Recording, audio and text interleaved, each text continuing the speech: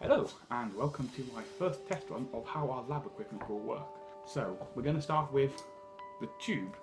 I'm using a bingle tube because it's what I had in the store today. So we cut the end and the top of our tube. We cut this in half. So we now have our bingle tube in two. Now these are going to need to be insulated off the ground, half them, so we can pop this on top, and then we insert that in there, and there we go, one leg in. It's going to be popped straight into the board. There we have it, the second side is all done and it's attached firmly to our base. Don't go shaking it around. Next thing we're going to do, so what we're going to do with our wire is carefully wrap it around our tube. Now, we've wrapped our coil around our paper tube, but here are some helpful tips, having just done it myself. Tip number one, you're going to want to extend the entire copper wire out first.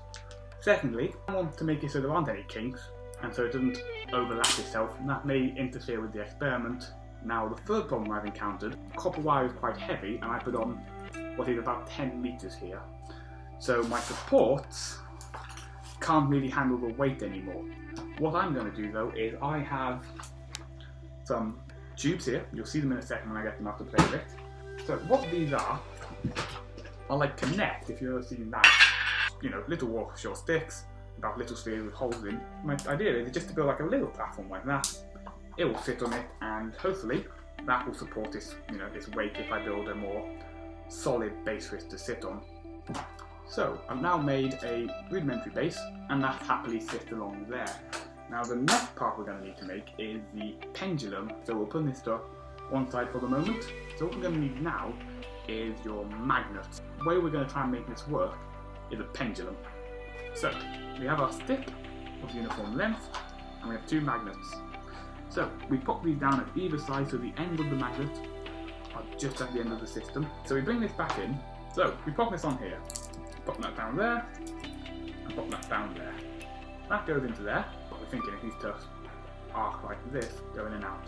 We're going to have to build a tower. I'm going to go back to my Dixon wheels. So that's a bit short at the moment, but I can always just sort of change that around if need be. Now, as you can see, this is fairly convoluted. Let's get our string. So we pop the string around the centre of our bridge.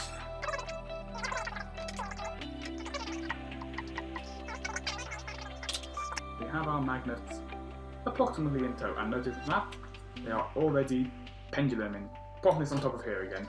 Lovely. Now we've got a bit more height. We can swing this a bit more. We are now at the critical stage of our experiment. We are going to connect the galvanometer to see if this actually works. We're going to do a lot of praying now, so we do have a wee silent prayer. And we get on with this. I'm getting oh, my magnet is moving. I'm getting a current. So what we're going to do is we're going to let that just do whatever it wants there. This should work a bit better than I would like. That is absolutely useless. Foil for freshness.